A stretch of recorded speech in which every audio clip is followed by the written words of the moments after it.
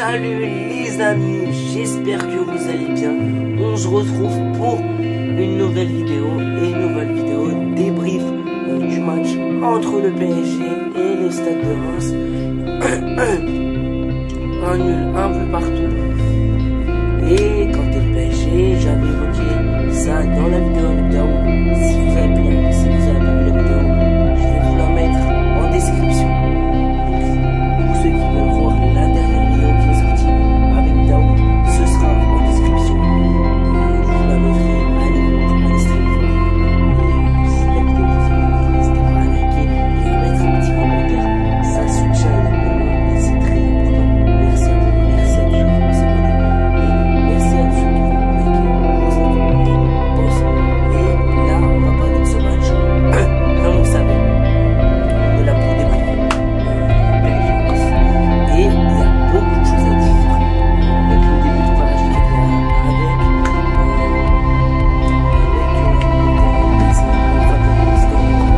va parler de ça, on va parler de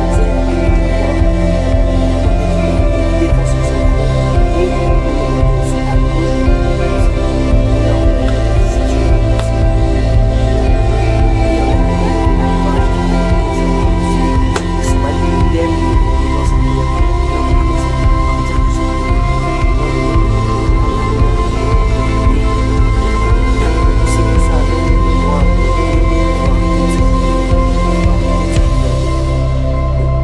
centrale et Stade de Reims, ils sont venus avec un bloc bas de malade. Mais arrêtez.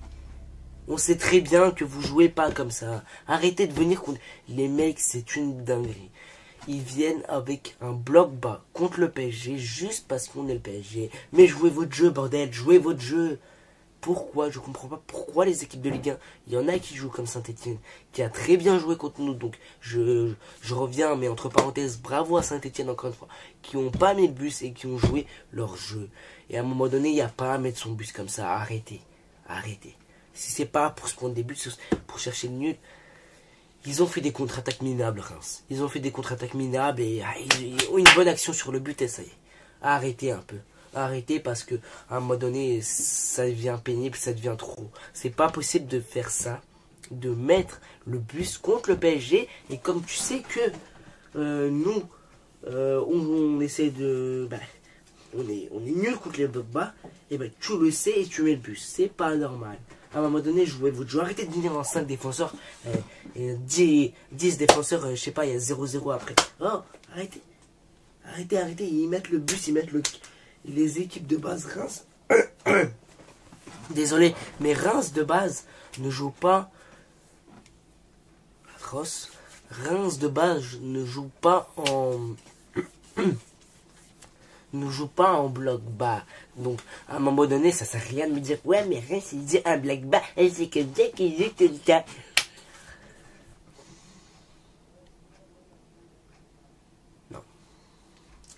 Non, parce qu'à un moment donné, ça y est. Moi, j'en ai marre. Je pense que la plupart des supporters, on en marre. Mais à un moment donné, c'est à nous de régler ces problèmes. On sait qu'on est mauvais contre des blocs bas. Alors, pourquoi on règle pas ce problème et pourquoi on règle pas ce problème de mouvement? Parce qu'en première période, il n'y a aucun mouvement. Il n'y a aucune proposition. Dembélé, il essaye de dribbler. Il met la balle en 6 mètres des fois. Parce qu'il n'a pas de proposition. Parce qu'il a personne à qui donner la balle. Et parce qu'il est obligé de dribbler. Il est obligé de faire quelque chose, les mecs. Et ça, c'est pas possible. Ça, c'est pas possible. Dembélé est obligé de dribbler. Il est contraint de dribbler. Pourquoi? Parce que on a des bons vieux joueurs qui ne veulent pas faire des propositions et qui ne veulent pas se mettre en mouvement pour l'équipe. À un moment donné, il va falloir arrêter. À un moment donné, bougez-vous. Parce que ça fait trop. Il n'y a pas de solution. C'est ignoble la première période. Pour moi, la première période est digne de aucun mouvement. C'est pas qu'il n'y avait aucune envie. Il y avait de l'envie. Mais j'en vois beaucoup qui parlent. Ouais, il n'y avait aucune envie. C'est pas ça le problème. C'est pas ça. C'est pas le problème d'envie. Il y avait l'envie, mais il n'y avait pas de mouvement. Et contre les blocs bas, on sait qu'il faut faire beaucoup de mouvements. Il faut proposer beaucoup de solutions. Et il faut jouer en 2 touches de balle maximum. 2 touches de balle maximum. Et encore, 2 touches de balle maximum et tu fais une touche, une touche, une touche et but. Normalement c'est comme ça. Donc normalement c'est comme l'action de Kvaratskhelia. Donc je sais plus qui donne la passe à Kvaratskhelia pour le but de Dembélé, mais Kvaratskhelia remet à Dembélé et Dembélé marque en une touche. En une touche. En une touche. Allô? C'est pas possible. Moi je comprends pas pourquoi on est là, on est statique, on est lent. Et la deuxième période, eh ben, pour moi, il y a eu du changement. Je vais pas vous mytho. Il y a eu un peu de changement. Ils se sont mis un peu plus en mouvement. Ils ont commencé à proposer un peu plus. Mais on rate beaucoup. On rate beaucoup aussi. Et il y avait, bah, bien sûr, le gardien. Quand on joue contre un gardien, bah, en Ligue 1, bah, il se transforme en Courtois. Il se transforme en je sais pas qui. Oh, mais arrêtez vous aussi. Arrêtez. Mais vous foutez de la gueule de qui à un moment donné? C'est pas possible, les mecs. Quand les gardiens, on joue contre eux, quand le PSG, on est là devant le gardien, devant la cage, il se transforme en Courtois, il se transforme en Neuer, il se transforme en je sais pas. Il devient Superman, il devient Batman. C'est pas possible. C'est pas possible. Et à un moment donné, ça y est. Ça y est, les mecs. Moi, je comprends pas comment tu peux te transformer en Courtois Prime ou en Neuer Prime quand tu joues contre le PSG. Bizarrement, c'est le PSG tout le temps. Mais tout le temps, c'est nous, les mecs. Tout le temps, c'est nous. À un moment donné, on a marre. Et il n'y a pas qu'en Ligue 1, des fois en Ligue des Champions, ça nous arrive. Mais ça y est, arrêtez un peu. Arrêtez un peu. C'est quoi ces gardiens qui sont là? Ils sont magiques que contre le PSG, ils se transforment. Mais transférez-vous contre Marseille. Transférez-vous contre Marseille. Transférez-vous contre Nice, contre Reims. Oh, je sais pas, moi. À un moment donné, ça y est. Oh, c'est une dinguerie. Ils sont là, ils se transforment en... Oh, calmez-vous. Oh, c'est une dinguerie. Mais moi, je trouve que la deuxième période, elle a été beaucoup mieux. La deuxième période, ça a été une toute autre question. Ça a été beaucoup mieux. On a beaucoup mieux géré la deuxième période. Pour moi, en deuxième période, je vais vous dire, il y avait du mouvement, il y avait plus de mouvement. Mais comme je vous ai dit, on a fait face à un gardien du niveau de Courtois Prime, du niveau de Neuer Prime. Ça a été compliqué. Et tout le temps, ça se transforme. Donc ça, je n'ai pas besoin de vous le répéter. Mais il n'y a toujours pas beaucoup de mouvement. Il faut que ça aille plus vite. Et on était trop lent. Trop lent dans ce match. Trop lent. Trop lent à prendre les décisions. Trop lent. Ça attend trop. Je sais pas ce qu'ils attendent, mais forcément, logiquement, que quand t'attends, la défense de Reims va se replacer. Ils vont remettre leur bloc. Ils vont se replacer. C'est normal. C'est normal. Et c'est ce qui est arrivé. Ils se sont replacés. Et après on se prend de ce but-là. Ce but, oh là là, ce but. Ce but qu'on se prend, il est cataclysmique. Il est catastrophique. Il est catastrophique. Pourquoi il est catastrophique? Je vais vous l'expliquer. Parce que les mecs, il y a une chose qui est très importante. C'est cette chose-là. C'est que on se prend j'arrive même plus à parler. On se prend une contre-attaque de malade. Une contre-attaque où la prend où 13.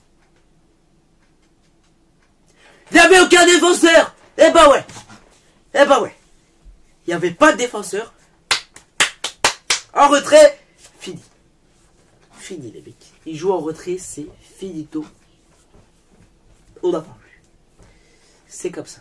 Alors maintenant, donc une fois que j'ai résumé un peu les deux périodes, on va parler joueur par joueur. Et je vais commencer par Donnarumma. Et les mecs, moi ça va vous étonner, mais j'ai trouvé que Donnarumma a fait un très bon match. Alors, j'abuse avec le très 3 fois ou 2 fois, j'abuse. Mais il a fait un bon match. Sur le but qu'on se prend, Donnarumma, pour moi, ne peut rien faire. Donc, c'est rien. Mais, ouais, mais Donnarumma, il pouvait l'attacher. Il pouvait rien faire. Pour moi. Donc, pensez-vous. Voyez-le comme vous le voyez, mais moi, pour moi, Donnarumma ne peut rien faire sur ce but-là. Il a été décisif, il a fait plusieurs parades importantes. Donc, arrêtez à un moment donné de remettre tout sur Donnarumma. Alors que des fois, il a été, comme City, laissé par sa défense. Mais, on va parler de tout ça. Après, latéral gauche, Nuno Mendes. Alors. il y a une chose très très importante, les mecs. Et moi, j'entends que Nuno Mendes veut rester, veut prolonger. Pourquoi? Parce qu'il aime le PSG. Et pourquoi? Parce que son rôle a changé depuis l'arrivée un peu de Kvaratskhelia. On l'a vu aujourd'hui. Kvaratskhelia prenait l'axe et Nuno Mendes montait sur le côté gauche. Et ça permet à Nuno Mendes d'avoir un peu plus de liberté sur l'aile et un peu plus de percussion. Et on le voit, Nuno Mendes a été très très dangereux quand il avait la balle et quand il la prenait et quand il accélérait. C'est comme un peu quand Manchester City, il prend la profondeur. Et ça fait du bien. D'avoir deux ailiers qui percutent comme ça. D'avoir Hakimi du côté droit et d'avoir Nuno Mendes du côté gauche. Ça fait du bien, les mecs. Ça fait du bien. Je vous avoue que ça fait beaucoup de bien. Donc, c'est ça l'importance d'avoir un ailier de ce côté-là et un ailier mais percuteur. Et ça on le répète, parce que dans le système de Luis Enrique, c'est ce qu'il nous faut. Des joueurs capables de ramener du jeu rapide, en transition, percussion, de ramener du pressing, de ramener de l'impact. C'est ça qu'on veut. Et c'est ça qu'on est en train de construire, et c'est ça qu'on réussit à construire. Donc voilà. Nuno Mendes a été très bon offensivement, mais défensivement, ça a été plus ci, plus ça encore. Moi, défensivement encore, je suis pas emballé par Nuno Mendes. Malgré qu'il n'a pas fait un mauvais match défensivement, mais ça, pour moi, ça manque et je suis pas emballé défensivement par Nuno Mendes. Moi, je vous le dis. Donc, ouais. On a vu que Lucas Hernandez, Beraldo en défense centrale, Lucas Hernandez a tenu la baraque. Pour moi, j'ai vu un bon Hernandez, donc pour moi, il a tenu la baraque. Mais par contre, Beraldo, j'ai eu du mal aujourd'hui. Beraldo, j'ai eu vraiment du mal. Des fois, ses relances sont cataclysmiques. Beraldo, j'ai pas aimé. J'ai pas aimé, honnêtement. Ce match-là, il a fait, pour moi, un peu de n'importe quoi. J'ai pas aimé le match de Beraldo. Honnêtement, je sais pas ce que vous en pensez, mais Beraldo, pour moi, ce match-là, j'ai pas été hyper fan de sa prestation. Mais voilà. Pensez-vous comme vous le voulez. Mais moi, Beraldo, j'ai pas été fan. J'ai trouvé qu'il a fait un match mid et un match... Bon, j'ai pas aimé son match. J'ai pas aimé plus que ça son match. Mais ouais. Ensuite, vu qu'il n'y avait pas Hakimi, c'était Zaïre Emery. Alors Zaïre Emery, c'est pas son poste. On va pas lui en vouloir. Il n'est pas défenseur gauche. Il n'est pas défenseur droit. Désolé. On va pas lui en vouloir. Pourquoi? Parce que moi, Zaïre Emery, pour moi, il y a des moments où il s'est fait manger. Mais c'est pas son poste, je le répète. Et des fois, il récupérait des très bons ballons. Donc, Zaïre Emery, moi, je ne lui en veux pas. Ensuite, le milieu de terrain, Kangini, Fabian Ruiz et Désiré Doué. Moi, j'ai trouvé que Kangini a fait un match voilà, pas un bon match. Kangini n'a pas fait un bon match. J'ai détesté le match de Kangini. Et c'est pour ça qu'il est sorti. Le match de Kangini est encore une fois horrible. On l'a vu contre City, mais arrête Kangini. Il est là, il nous pond des bouses. Arrête un peu, arrête. Il nous pond des bouses, c'est pas possible. À un moment donné, ça y est. Kangini, moi, son match, je l'aime pas.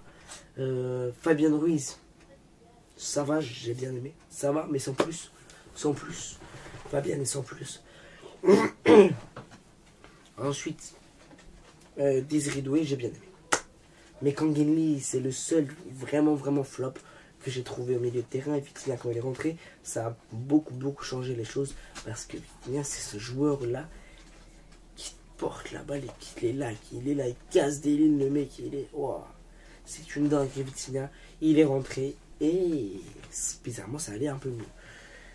Mais, ouais, Kangini, son match a été très dur. J'ai vraiment pas apprécié sa performance, vraiment cataclysmique. Mais ouais, ça c'est encore une autre question. Ensuite, l'attaque, Kvaratskhelia, Gonzalo Ramos et Dembélé. Je vais commencer par Kvaratskhelia. Et aujourd'hui, c'était les débuts de Kvaratskhelia. Mais il y a eu un problème. Il tente en première période. Il est obligé de dribbler Pourquoi? Parce qu'il n'y a pas de mouvement. Parce qu'il n'y a pas de mouvement. Et que Kvaratskhelia, on l'a vu, il fait des passes en talonnade. Il est très très bon. Il a du talent. Il est bon. Et ça, on le sait pas dire. Mais, il a fait une passe pour Ousmane. Et moi, là, je suis optimiste pour les débuts de Kvaratskhelia. Je me dis, ça va venir. Là, c'était son premier match, donc tranquille. Il n'a pas marqué, tranquille. Et j'entends qu'ils disent, ouais, mais Kvaratskhelia, il est nul. Il sait pas. C'est son premier match. Alors, vous allez rester bien gentil et bien calme. Moi, je vous le dis. Restez gentil et restez calme. Moi, je vous le dis. Il va marquer, je vous le dis. Retenez, il va marquer. Tôt ou tard.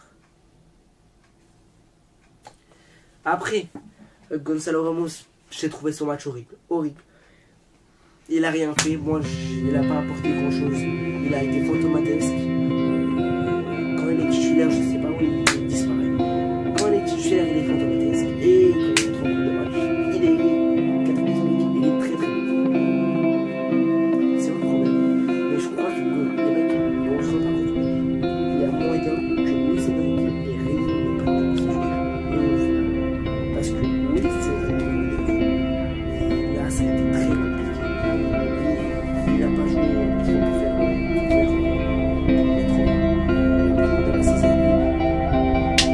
Avec la tête, ça a été compliqué. Gonzalo Ramos a été très très mauvais dans ce match. Il a fait un match fantomatique. Moi, je n'ai pas vu ce match. Il a été très très compliqué. Gonzalo Ramos a fait un match très très compliqué. Ça a été très très dur. Par contre, Dembélé, qu'est-ce qu'il voulait qu'il fasse? Il a marqué un but. Dembélé a fait son match. En première période, il dribblait l'essai, mais il a fait des sorties aussi. Mais par contre, ça s'est pas bien. Mais il n'a pas de solution. Qu'est-ce qu'il voulait qu'il fasse? Qu'est-ce qu'il voulait qu'il fasse? Il n'y a pas de solution, il n'y a pas de mouvement. Comment? On ne peut pas jouer tout seul contre 3 joueurs de Reims. C'est pas possible. Forcément, il faut prendre la balle. Forcément. Tu ne peux pas tripler 3 joueurs de Reims. C'est impossible.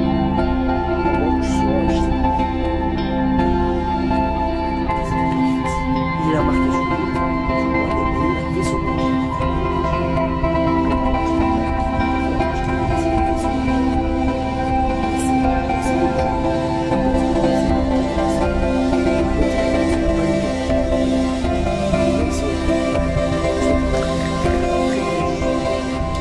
Ensuite, j'en prépare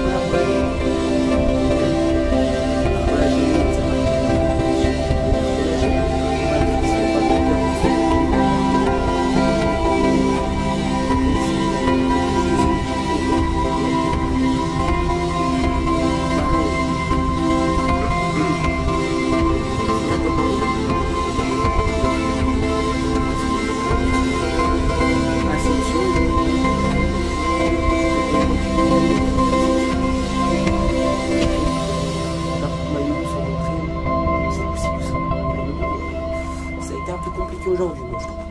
Donc attention, attention. Mayou, ça a été, il y a eu beaucoup de pertes de balles, mais ça a été quand même, mais attention. Attention. Mais voilà, c'était un match parce que Luis Enrique a fait reposer des cadres comme Marquinhos, comme Hakimi. Il y avait des joueurs qui n'étaient pas là. Il y avait des joueurs qui étaient en robot, parce qu'après le match de City, forcément tu tournes un match costaud grave. Donc il faut faire reposer ces joueurs et c'est totalement normal. Luis Enrique a fait tourner. Et pour ceux qui veulent dire, ouais, mais il a fait tourner et c'est sa faute. Mais non! C'était pas de la faute de Luis Enrique, il a très bien fait. Après on prend ce nul, on perd pas encore. Voilà les mecs, pour moi ce sera tout pour ce débrief. N'hésitez pas à liker, à vous abonner si cette vidéo vous a plu. Vous êtes les boss. Et allez pareil. Vous êtes les boss, abonnez-vous, like, je compte sur vous. Allez pareil. Et on se retrouvera très bientôt pour une nouvelle vidéo, un nouveau débrief. Vous êtes les boss, il y a du lourd qui arrive les mecs. Allez Paris.